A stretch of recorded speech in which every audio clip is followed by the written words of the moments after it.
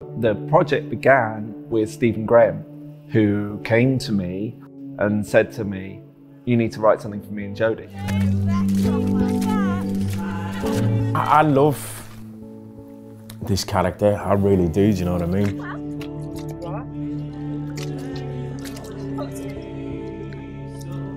The main thing for me was to make a film which was essentially a love story, but in a political context.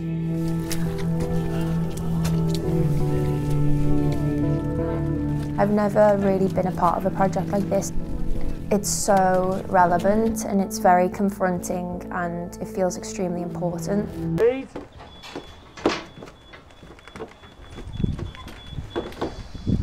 So it's a film which is about a girl who's unsupported at home, who's had a history of exclusion from school and also just not much luck at getting jobs. So when we first meet Sarah, she is coming for an interview at Bright Sky Homes.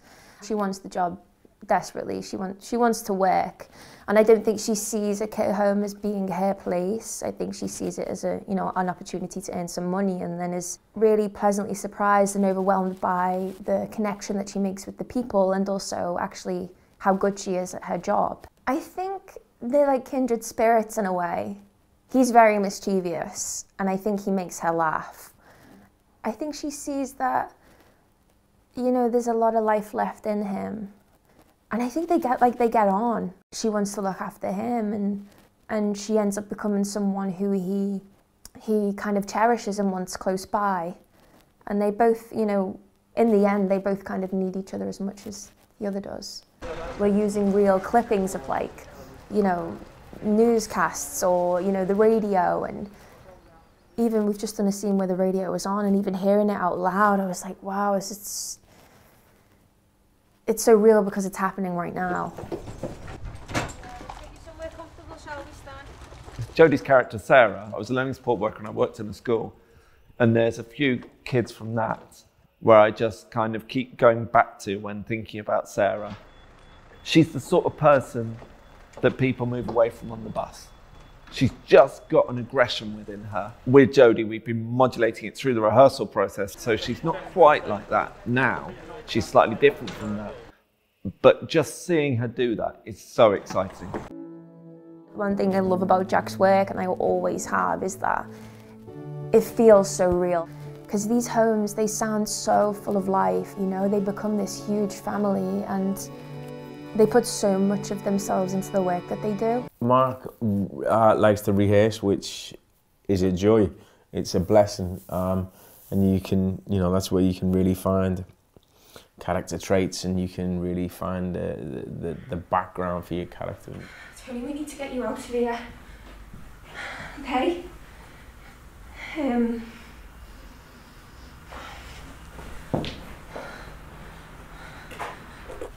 Not letting him down here.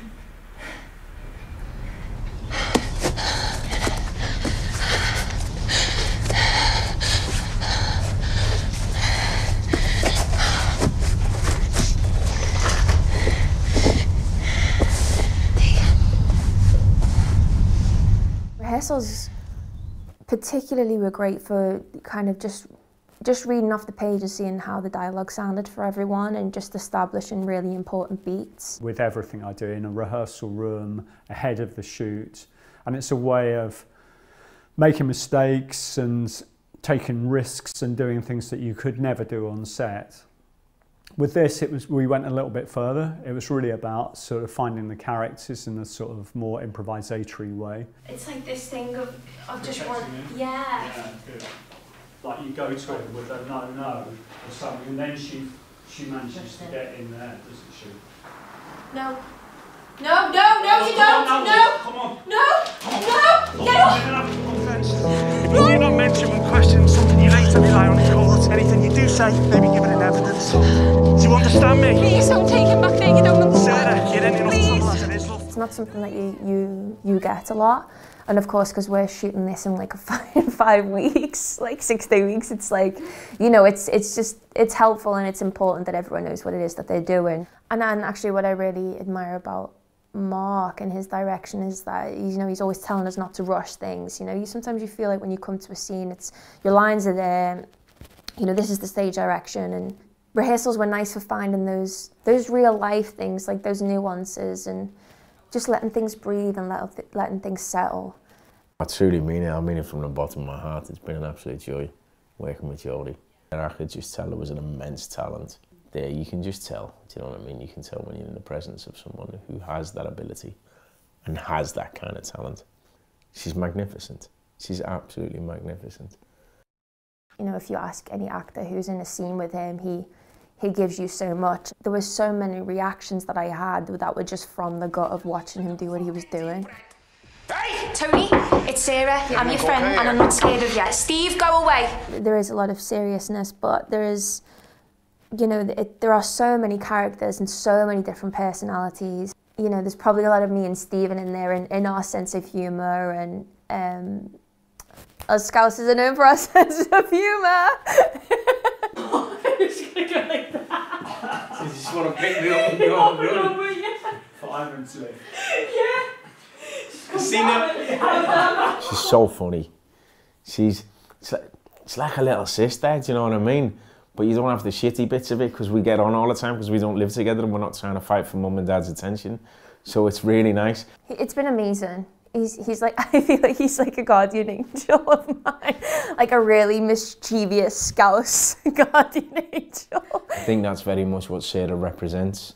That kind of, no matter how much this shit's getting us down, let's try and, you know, let's paint a smile on sometimes even, do you know what I mean, to make the other people feel happy. Everyone has been through COVID in the last year, every country in the world. What unites everyone is this story about this relationship between these two people who are sort of outsiders in some sort of way.